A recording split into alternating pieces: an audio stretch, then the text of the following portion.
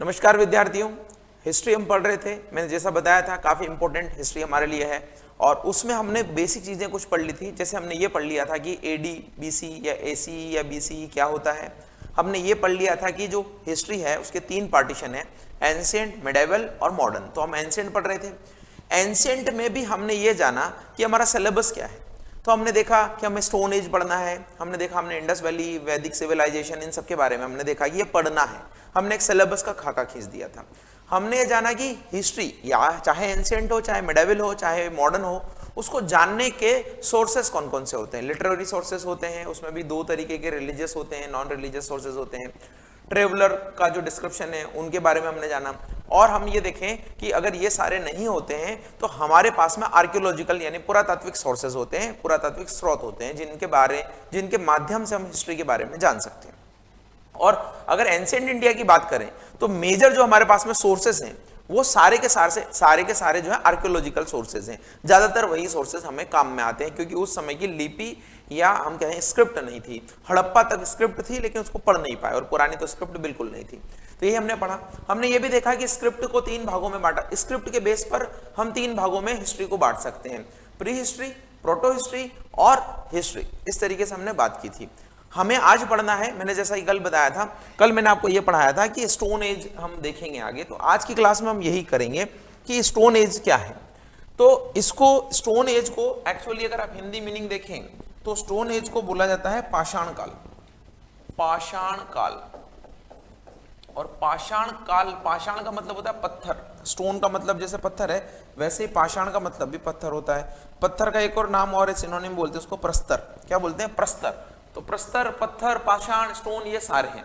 अब इसको stone age क्यों बोला जाता है? स्टोन एज इसलिए बोला जाता है कि मैक्सिमम काम जो भी मनुष्य उस समय करता था उसकी समझ से हर एक में पत्थरों का यूज लेता था। वो चाहे वो शिकार करने का हो, चाहे घर बनाने का हो, चाहे थोड़ा बहुत जो है फूड कलेक्टर का काम हो, किसी भी रूप में वो मेजर सोर्सेज उसके सारे के सारे क्या होते थे? पत्थर होते थे। इसीलिए हम कहते हैं कि ये पाषाण काल है।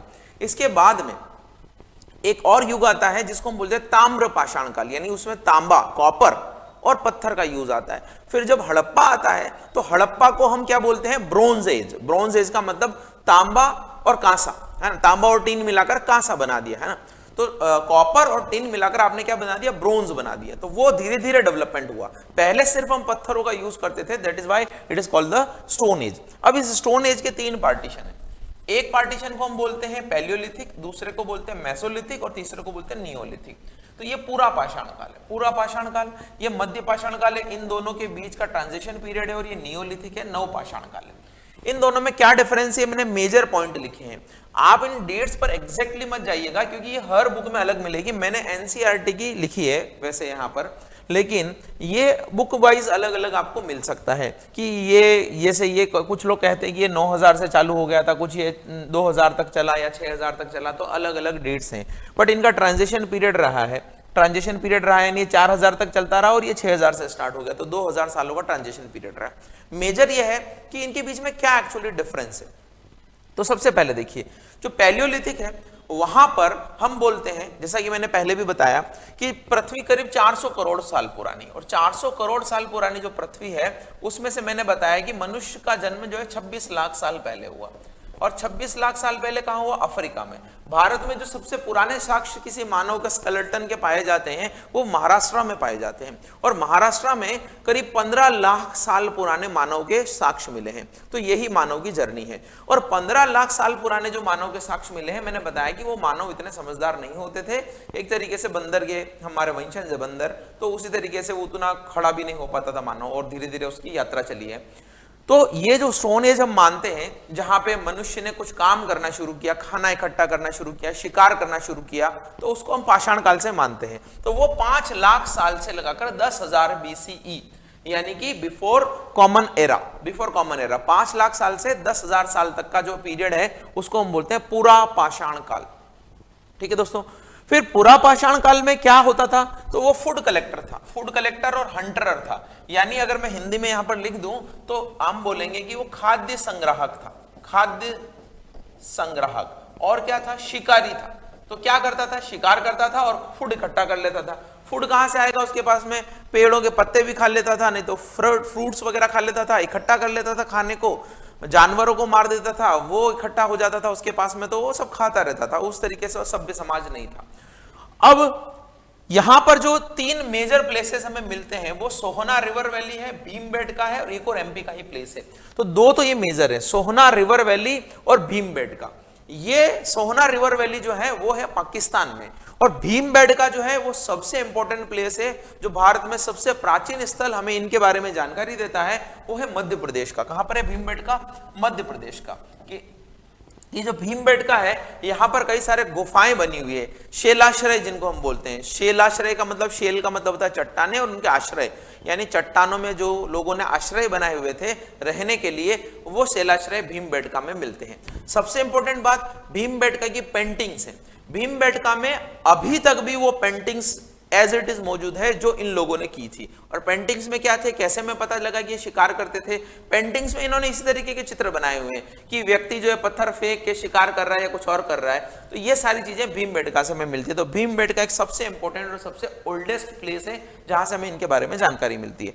अब धीरे धीरे क्या हुआ कि ये लोग जो है डेवलप हुए, और डेवलप हुए तो मध्य पाषाण काल आया। ये 6000 साल तक करीब चला। अब ये उल्टे नंबर चल रहे हैं, मैंने कल बता दिया था बीसी और एसी को 10,000 से हम आएंगे 0 तक, और 0 से वापस 2000 तक, इस तरीके से चलेगा।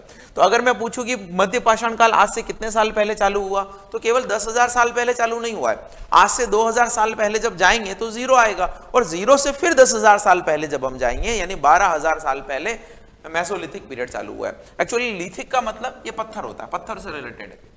इसमें क्या था, इसमें लोगों ने क्या किया कि जानवरों को मार के वो शिकार करते थे, उसकी बजाय उन्होंने पशुपालन चालू कर दिया।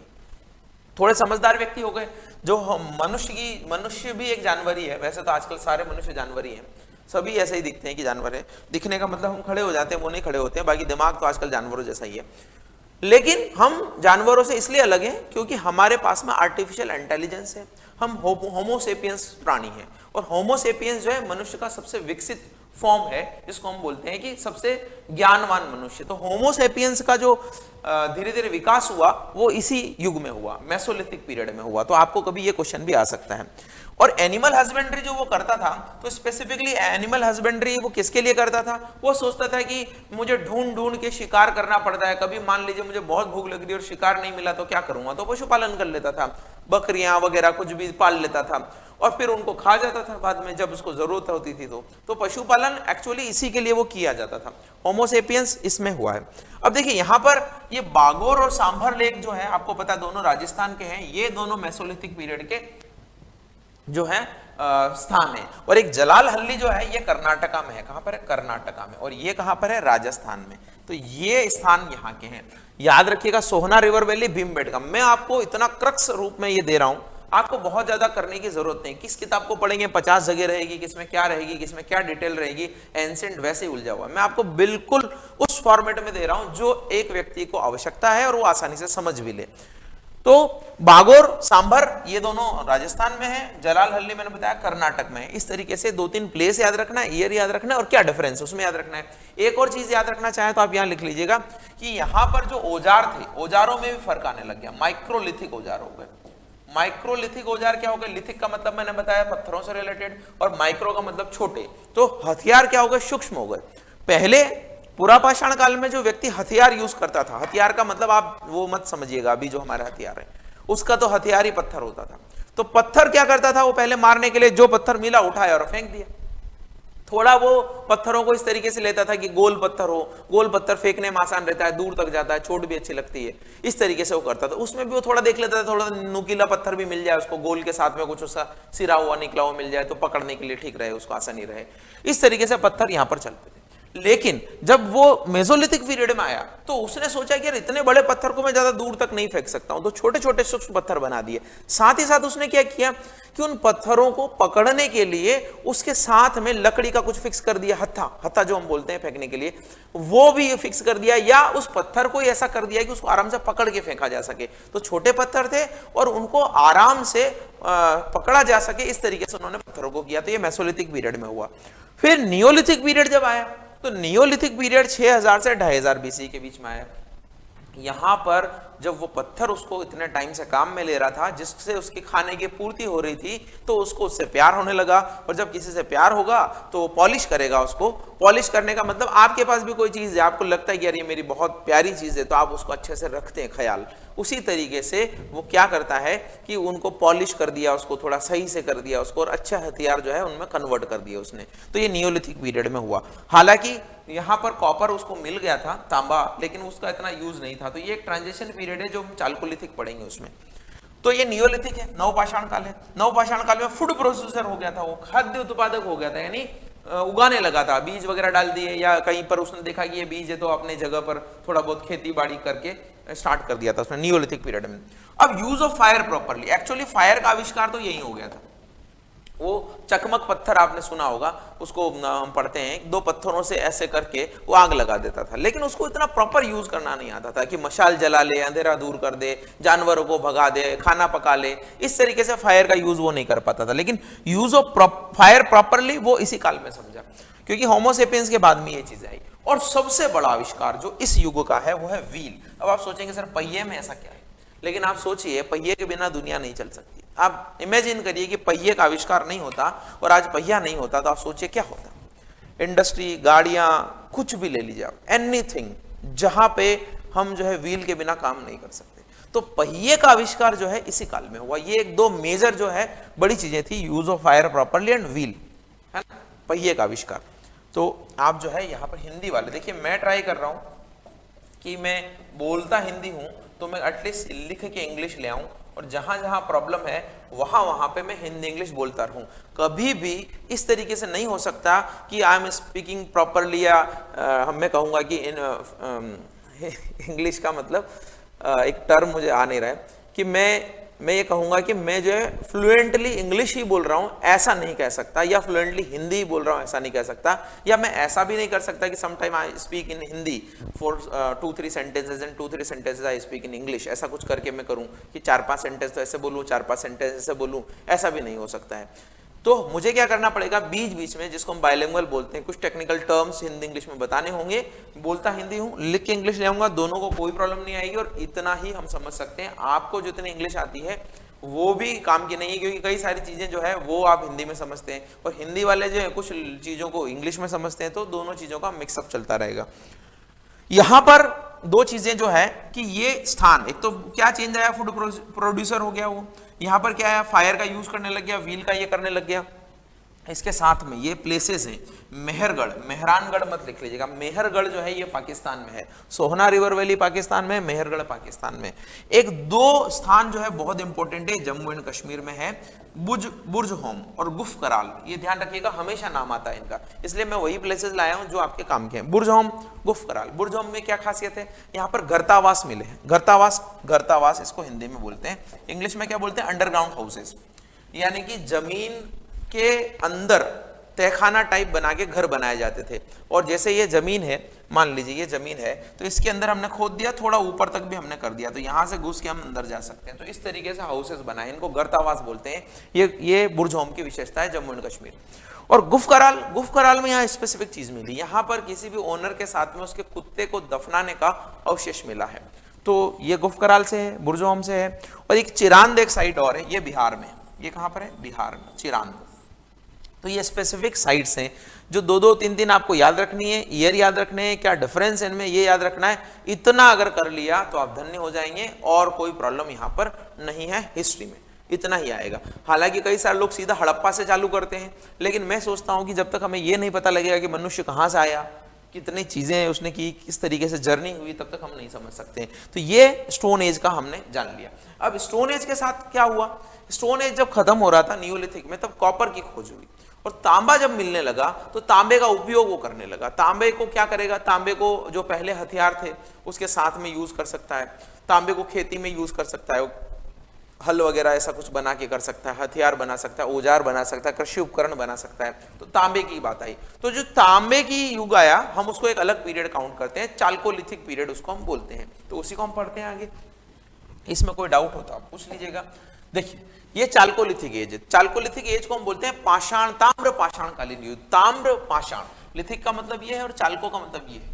तो अगर आपको कभी भी आ जाए कि कॉपर का यूज कब से स्टार्ट हुआ और आपको ऑप्शन आ जाए number 1 Palaeolithic, number 2 Mesolithic, number 3 chalcolithic और नंबर 4 नियोलिथिक, तो आपको बताना है कि चाल्कोलिथिक एज में जो है कॉपर का यूज स्टार्ट हुआ। क्लियर दोस्तों? अब मैंने आपको बता दिया कि ताम्रपाषाण क्यों बोलते हैं, इसका पीरियड देखिए 3000 से लगाकर करीब करीब 1000 बीसी तक हुआ है। तो ये देखिए ये जो पीरियड चला ये कब तक चला, ये 2500 तक चला, तो ये ट्रांजिशन है।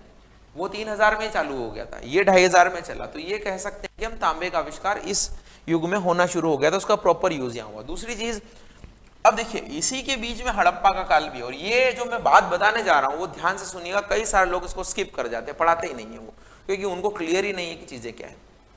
हड़प्पा सभ्यता का काल अगर आप देखें तो हड़प्पा सभ्यता का काल 2350 से 1750 सबसे ज्यादा लोगों के द्वारा एक्सेप्ट किया जाने वाला काल है, और इसी में जो है ये काल भी है। अब आप सोचेंगे सर दो एक साथ कैसे हुए, तो ध्यान रखिएगा कोई ये टेरिटरी नहीं है कि एक राजा राज करेगा तो दूसरा राजा राज नहीं कर पाएगा।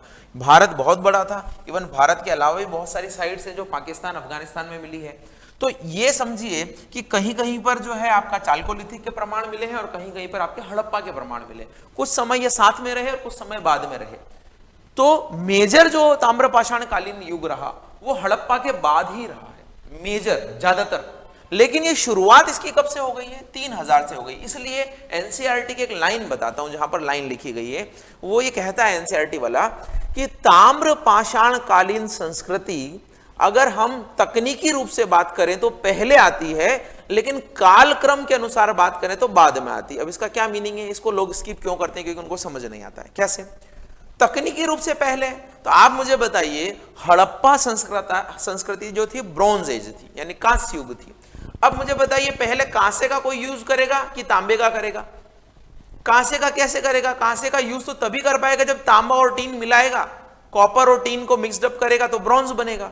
अब आप अगर ये कहें कि ब्रॉन्ज पहले आया और बाद में जो है तांबा आया, तो ऐसा तो हो नहीं सकता। तो हम ये कहते हैं कि टेक्निकली तो कॉपर पहले है, लेकिन अगर हम इंडियन सिविलाइजेशन की बात करें तो वहां पर जो कालक्रम है, वहां पर जो पीरियड्स हैं, वो तांबे वाला बाद में आता है, जबकि पहले ब्रॉन्ज वाला आ जाता है। ठीक है, तांबे का आविष्कार तो पहले हो गया था, लेकिन वो उतने डेवलप्ड स्टेज में नहीं थे, और तांबे के आविष्कार के बाद में हड़प्पा वालों ने तांबा और टिन मिलाकर, कॉपर और टिन मिलाकर ब्रॉन्ज बनाना चालू कर दिया। वो एक विकसित अवस्था हो गई, और उस विकसित अवस्था के बाद में भी वो हड़प्पा का जो मैं बताऊंगा अभी कहां कहां हड़प्पा थी, उसके मैप के बाहर कई सारी जगह ये चाल्कोलिथिक पीरियड की बस्तियां थी। जॉर्वे में थी, एमपी में थी, राजस्थान में थी। ये हड़प्पा वालों से अनजान थे, या अगर जानते भी होंगे तो उन्होंने उनकी तकनीक का इस्तेमाल नहीं किया। तो हड़प्पा कांसे का उपयोग करके खत्म हो गई, फिर भी ये तांबे का उपयोग करते रहे, और ज्यादातर केसेस में कॉपर का ये यूज बाद में करते रहे। इसीलिए बोला जाता है कि हड़प्पा संस्कृति पहले है क्योंकि वो मैक्सिमम आई और खत्म हो गई, और तांबे वाली बाद में ज्यादा है। लेकिन अगर मैं बोलूं टेक्निकली तो तांबे का आविष्कार तो पहले ही हुआ होगा, तभी हड़प्पा आई है। तो 3000 बीसी ही हम मानते हैं इसको। ठीक है दोस्तों, आपको समझ में आया होगा। अब ये रूरल सिविलाइजेशन थी, ग्रामीण अर्थव्यवस्था थी, और यहाँ पर स्टोन और कॉपर का यूज होता था, तांबा और पत्थर का यूज होता था। परमानेंट रेजिडेंस बना दिए थे इन्होंने, एग्रीकल्चर के साथ में रहने लग गए थे कि हम जो है खेती करने लग जाएंगे और हम जो है स्थायी निवास भी करने लग जाएंगे। आपको पता है नियोलिथिक में खेती तो करने लग गए थे, लेकिन परमानेंट नहीं रह रहे थे कि उस तरीके से हम एक जगह स्थायी रूप से बहुत बड़ी बस्तियां बस जाए। यहाँ पर बड़े बड़े कबीले बस्तियां बनना चालू हो गए थे। लेकिन इनके पास में जो तांबा था वो डक्टाइल था। डक्टाइल का मतलब है कि वो फ्लेक्सिबल था, तांबे का यूज उतना बढ़िया तरीके से नहीं कर सकते। तांबे का हल बनाएंगे और जमीन में डालेंगे तो तांबा मुड़ जाएगा, फ्लेक्सिबल होता है ना, इसलिए तो इतना। और इलेक्ट्रिसिटी में भी बहुत ज्यादा प्रोड्यूस होता है क्योंकि उसको किसी भी शेप में आप डाल सकते हैं, और जो इलेक्ट्रिसिटी का सूचालक भी है, बहुत जल्दी इलेक्ट्रिसिटी उसमें प्रोवाइड की जा सकती है। तो ये इसके कारण जो है वो उतना ग्रोथ नहीं कर पाए, इसीलिए हड़प्पा वाले ज्यादा इनसे ग्रोथ करते थे।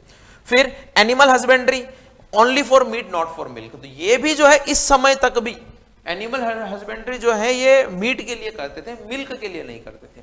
फिर people was know aware about not aware, not aware about writing skill, और राइटिंग स्किल तो इनकी थी ही नहीं एक्चुअली, राइटिंग स्किल इनको आती ही नहीं थी। हड़प्पा वाले जरूर विकसित थे, उनको आती थी। तो ये चालकोलिथिक पीरियड एक छोटा सा चीज है, बीच में मैंने बता दिया, कभी आपको ऐसा ना लगे कि चीज पढ़ा ही नहीं है, ये एक बड़ा पीरियड नहीं है बीच में।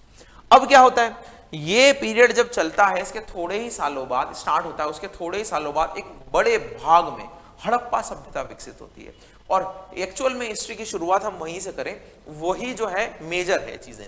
तो हड़प्पा सभ्यता हम पढ़ेंगे, तो मैंने आपके पार्ट बांट दिए हैं। मैंने आपको बोला है पहले स्टोन एज पढ़ा, फिर चालकोलिथिक पढ़ा, फिर हड़प्पा पढ़ रहे हैं। लेकिन आप ये मत मानिएगा कि ये खत्म होने के बाद ये आया, ये खत्म होने के बाद ये आया। जब नियोलिथिक था तभी चालकोलिथिक चालू हो गया था, जब चालकोलिथिक था तब हड़प्पा भी चालू हो गई थी, लेकिन हड़प्पा खत्म भी हो गई और चालकोलिथिक ये चलता रहा। कुछ पार्ट्स में ये रहा, कुछ पार्ट्स में ये रहा। इसमें कहां पर ये चालकोलिथिक पीरियड था बताता हूं मैं आपको। देखिए 3 सिविलाइजेशन मेजर है 3 डिफरेंट प्लेसेस पर इस चालकोलिथिक एज की। तो सदर्न ईस्टर्न राजस्थान, एक्चुअली जो राजस्थान का दक्षिण पूर्वी भाग है वहां पर आहड़ आपने सुना होगा, उदयपुर, गेलुंड आपने सुना होगा। ये गेलुंड जो है और आहड़ जो है ये सभ्यताएं चालकोलिथिक पीरियड की हैं, और जो बागोर और सांभर लेक वाली थी वो मेसोलिथिक पीरियड की थी। मालवा एमपी में है, और कायथ, एरण, नवदाटोली ये 3-4 प्लेस है यहाँ के। कायथ नहीं है, कायथा, नवदाटोली, एरण ये सारे प्लेसेस कहां पर है, एमपी में है। और जोरवे जो है एक्चुअली महाराष्ट्र में ये संस्कृति है जो सबसे लास्ट तक चलती रही। तो अहमदनगर, दाइमाबाद, इनाम गांव, नेवासा ये सारे जो जगह है ये ताम्र पाषाण कालीन संस्कृति के स्थल है। ठीक है, देमाबाद इसको एक्चुअली बोलते हैं। ये हड़प्पाकालीन संस्कृति भी है, ध्यान रखिएगा, हड़प्पाकालीन में भी आएगा ये, और सबसे सदर्न मोस्ट हड़प्पाकालीन स्थान है वो मैं आपको बात करूंगा। तो ये 3 जगह, अलग अलग जगह इंडिया में अगर आप ऐसा बोले तो ये मान के चलिए कि यहाँ पर ये थोड़ा है ना, और ये थोड़ा मध्य प्रदेश का पार्ट, और ये कहेंगे थोड़ा राजस्थान का पार्ट, ये यहाँ पर अलग अलग जगह जो है ग्रुपिंग थी। और हड़प्पा तो यहाँ थी ही, हड़प्पा तो इस फॉर्म में थी ही। तो हड़प्पा चली 2350 से 1750 के बीच में, और ये तो 3000 से स्टार्ट हो गई तो 1000 तक चलती रही। और ये सबसे लास्ट जो देमाबाद थी ये लास्ट तक चलती रही संस्कृतियां। ठीक है, इतनी जानकारी है नहीं हमें, बस अवशेष मिले उनके बारे में पता रहता है, क्योंकि लिटरेरी सोर्सेस तो इनके थे नहीं। अब बात करते हैं हिस्ट्री के सबसे मेजर टॉपिक की, जिसका नाम है हड़प्पा सभ्यता। तो हड़प्पा सभ्यता, इसके बारे में देखिए मैं बहुत सारी चीजें लेके आया हूं, क्योंकि कोई भी पॉइंट छूट ना जाए। बाकी मुझे बहुत सारी चीजें तो ऐसे ही याद हैं, आप मुझे पूछिए, मेरा कभी भी क्लास में भी किताब देख के मेरा पढ़ाने का नहीं रहता है। लेकिन कई सारी चीजों को हम अगर भूल जाएं, हमें उस तरीके से चीजें, क्योंकि फैक्चुअल पढ़ाना है, अगर आप RAS के लिए पढ़ाना है तो फिर तो प्रॉब्लम ही नहीं, क्योंकि ये चीजें आती नहीं है वहां पर हमें समझ विकसित करना होती है। तो मैं आपको फैक्चुअल जब चीजें पढ़ाना चाह रहा हूं तो बहुत सारी चीजें मैं लिख के आया हूं। सबसे पहले तो ये सोचिएगा कि जब तक हड़प्पा सभ्यता की खोज नहीं हुई थी तब तक भारतीयों को ऐसे ही समझा जाता था। यूरोपियन समझते थे कि हम बहुत जो है अच्छी रेस हैं, हम जो है शुरुआती हैं, और ये लोग जो हैं बाद के लोग हैं, इनमें इतना ये नहीं है। लेकिन जब बाद में पता लगा कि ये हड़प्पा संस्कृति तो बहुत पुरानी सभ्यताओं में से एक है, और भारत में वो सभ्यताएं थी, तो दुनिया का नजरिया भारत के प्रति बदला। साथ ही साथ हम ये भी कहेंगे कि हड़प्पा सिर्फ एक संस्कृति नहीं थी जैसा चालकोलिथिक या स्टोन एज था, यहां पर वो सभ्यता पूर्णतः विकसित थी। आज भी आपके शहरों की प्लानिंग वैसी नहीं थी जितना इन्होंने करीब 4000 साल पहले किया था, क्योंकि 2350 से 1750 का काल है, और आज से 2000 साल पहले जाएंगे तो जीसस क्राइस्ट का जन्म आएगा, और उससे पहले जो 2300 साल पहले जाएंगे तो करीब 4200 साल पहले ये इस तरीके की सभ्यता थी, सोचिए, जो आज तक नहीं थी। तो हम इसके बारे में जानते हैं, कुछ चीजें इंपॉर्टेंट इसके बारे में समझते हैं। सबसे पहले तो ये किसका पीरियड, अब ये पीरियड जो है मोस्ट एक्सेप्टेबल है, ध्यान रखिएगा। कई लोगों के पास में पीरियड 2500 से लगाकर भी है, कई लोग इसको 2750 से लगाकर 1750 भी मानते हैं, लेकिन ये जो पीरियड में लेके आया हूं सबसे मोस्ट एक्सेप्टेबल पीरियड है। दूसरा, कार्बन 14 डेटिंग से ही इसका निर्धारण किया गया। अब ये क्या चीज है कार्बन 14 डेटिंग, तो आप देखिए कार्बन 14, कार्बन डाइऑक्साइड में अलग अलग आइसोटोप्स होते हैं उसके, तो ये भी एक कार्बन 14 हम कार्बन डाइऑक्साइड में पाया जाता है, समझिएगा। तो जब भी प्लांट होते हैं जो कार्बन डाइऑक्साइड अवशोषित करते हैं, उनके अंदर ये C14 चला जाता है, और जब इस प्लांट को कई सारे मनुष्य खाते हैं या जानवर खाते हैं, जानवरों को मनुष्य खाता है, तो हमारे अंदर भी ये कार्बन 14 आ जाता है। इस कार्बन 14 का कार्बन 12 से एक निश्चित रेशियो रहता है। कार्बन 14 कार्बन 12 का एक फिक्स्ड रेशियो रहता है। अब कार्बन 14 और कार्बन 12 का जो रेशियो है वो कभी भी चेंज नहीं होता है। लेकिन जब कोई जीव, कोई प्लांट, कोई एनिमल, कोई मर जाता है तो वहां के पर क्या होता है कि उसके अंदर अब नया कार्बन तो नहीं आएगा। जब वो मर गया है तो उतना ही कार्बन रहेगा जितना उसके अंदर था। लेकिन ये कार्बन 14 एक्चुअली रेडियो एक्टिव है, और रेडियो एक्टिव सब्सटेंसेस क्या होते हैं, डिके होते हैं, क्षय होता है उनका। तो ये तो होता जाएगा कम, रिड्यूस होता जाएगा, लेकिन ये उतना ही रहेगा। तो इन दोनों का रेशियो निकाल के ये बताना कि ये प्रोडक्ट कितना पुराना है, इसी को हम बोलते हैं कार्बन 14 डेटिंग मेथड। कैसे होता है? इस कार्बन 14 का जो क्षय है वो आधा क्षय हो जाता है 5730 सालों में, ये करीब करीब माना गया है। तो अगर किसी जानवर में, किसी में भी मान लीजिए कार्बन 12 होना चाहिए था 10 और कार्बन 14 होना चाहिए था 1, ये रेशो फिक्स है मान लेते हैं। अगर ये रेशो फिक्स है, लेकिन अब उसमें क्या है, ये तो 10 ही है क्योंकि ये तो कहीं जाएगा नहीं, रेडियो एक्टिव है नहीं, लेकिन ये जो है ये 0.5 रह गया। इसका मतलब क्या है कि रेशो होना चाहिए था 10:1, 10:5 क्यों हो गया? क्योंकि वो आधा हो गया। आधा होने का मतलब है कि ये 5730 साल पुराना है। तो थोड़ा मैंने अलग से साइड में बता दिया है कार्बन 14 डेटिंग मेथड के बारे में, उसके अकॉर्डिंग इसका ईयर ये है। दूसरा क्या है कि इसकी खोज कैसे हुई? तो सभ्यता की खोज जो है कैसे होती है कि वहां पे हमें पता नहीं रहता है कि यहाँ पर सभ्यता है, लेकिन जब हम कोई काम करते हैं, कोई चीजें होती है, कोई जो दब गई है सभ्यता है बाहर आ जाती है, भूकंप में हो जाता है, कुछ और चीजें होती है, तो हमें पता लगता है। तो ये जो सभ्यता थी, ये एक्चुअली सबसे पहले इसका जिक्र किया था चार्ल्स मैसन ने। चार्ल्स मैसन एक व्यक्ति थे जो एक्चुअली आर्मी में थे। उनको इंटेलिजेंस लेने के लिए पाकिस्तान, अफगानिस्तान जब भेजा गया, तब तो भारत एक ही था, तो उनको ये भी दायित्व दिया गया था कि कोई भी ऐसे हिस्टोरिक मॉन्यूमेंट अगर आपको नजर आते हैं, कोई चीजें ऐसी आती है, तो उनका वर्णन भी आप अपने रिपोर्ट में करिएगा। तो जब ये आ रहे थे उधर से, तो इनको कुछ साइट्स ऐसी मिली जो इनको लगा र्यून्स थे। र्यून्स का मतलब अवशेष है ये। तो उन्होंने सबसे पहले 1842 में इसका जिक्र किया था, लेकिन 1842 से लगाकर 1920 यानी करीब करीब 80 सालों तक इसके बारे में कोई उतना रिसर्च नहीं हुआ। क्यों नहीं हुआ? क्योंकि उस समय हम ब्रिटिश इंडिया के अंदर थे, और ब्रिटिश इंडिया जो है हमारा इकोनॉमिक हम कहें शोषण करने वाला था। हमें जो है हम कहेंगे कि बस उसका एक ही मकसद था कि पैसा किस तरीके से भारत से आ जाए, तो वो क्यों इन चीजों को डेवलपमेंट में पैसा देगा। उस समय तो आर्कियोलॉजिकल सर्वे ऑफ इंडिया की स्थापना भी नहीं हुई थी, जो पुरातत्व विभाग है उसकी स्थापना भी नहीं हुई थी। तो इन्होंने सबसे पहले बताया। फिर यहाँ पर रेल की पटरी बिछाई जानी थी, और जब रेल की पटरी बिछाई जानी थी भारत से पाकिस्तान के लाहौर वगैरह होते हुए, तो उस रेल की पटरी को बिछाते समय दो व्यक्ति थे वहां के, जॉन बर्टन, विलियम बर्टन नाम के दो व्यक्ति थे। उन जॉन बर्टन और विलियम बर्टन ने क्या किया, जब पटरी बिछानी थी तो उसके लिए खुदाई जब हो रही थी वहां से, तो वहां से उनको ईंटें मिली, और उनको पटरी बिछाने में जरूरत भी थी ईंटों की, पटरी के नीचे लगाने के लिए। तो उन्होंने वो ईंटें यूज करना शुरू कर दिया, और वो ईंटें इतनी अच्छी थी, इनको लगा कि बस मजा आ गया हमें, तो ये मान के चलिए आप, क्योंकि वो ईंटें एकदम एक साइज की ईंटें थी, पकी हुई ईंटें थी। तो उस समय भी कई सारा जो है हड़प्पा सभ्यता के अवशेषों को नुकसान पहुंचा, क्योंकि वहां से खोद दिए गए। लेकिन जब ये बात पता लगी तो बाद में रुकवाया गया। फिर बाद में एक व्यक्ति हुए जो भारत में ये कहिएगा कि पुरातत्व विभाग के जनक कहे जाते हैं, जिनका नाम है अलेक्जेंडर कनिंघम। Alexander Cunningham.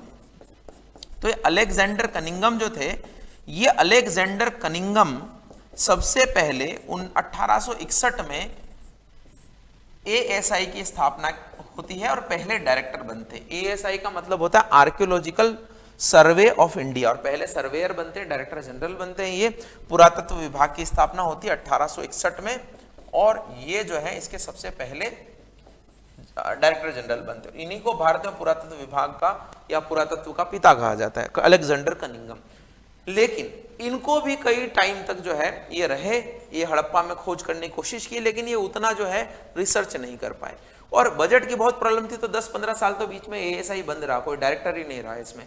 बाद में जब अपडेट हुआ, तो बाद में 1901-1902 में लॉर्ड कर्जन जब आए, लॉर्ड कर्जन वैसे तो कुख्यात हैं कई सारी चीजों के लिए, बंगाल विभाजन के लिए, बहुत सारी चीजों के लिए, लेकिन लॉर्ड कर्जन जो है इसमें इंटरेस्टेड थे और उन्होंने एएसआई को पुनर्जीवित किया, डायरेक्टर जनरल का पद रिस्टोर किया और एक व्यक्ति को डायरेक्टर जनरल बनाया जिनका नाम था जॉन मार्शल। तो यहां पर लिखा हुआ होगा, देखिए मैं लिख के भी लेके आया हूं 1842, तो ये है।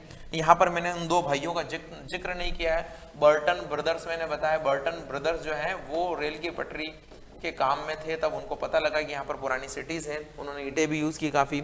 The actual progress of exploring the sites started by John Marshall. तो जॉन मार्शल जो है 1901 में actually archaeological survey of India के डायरेक्टर जनरल बनाए गए कर्जन के टाइम पर। और कर्जन ये जो अलेक्जेंडर कनिंघम है ना, इनके बारे में भी आप लिखना चाहें तो लिख लीजिएगा। ये पुरातत्व विभाग जो है लॉर्ड कैनिंग के टाइम में बना था। कब बना था? Lord Canning.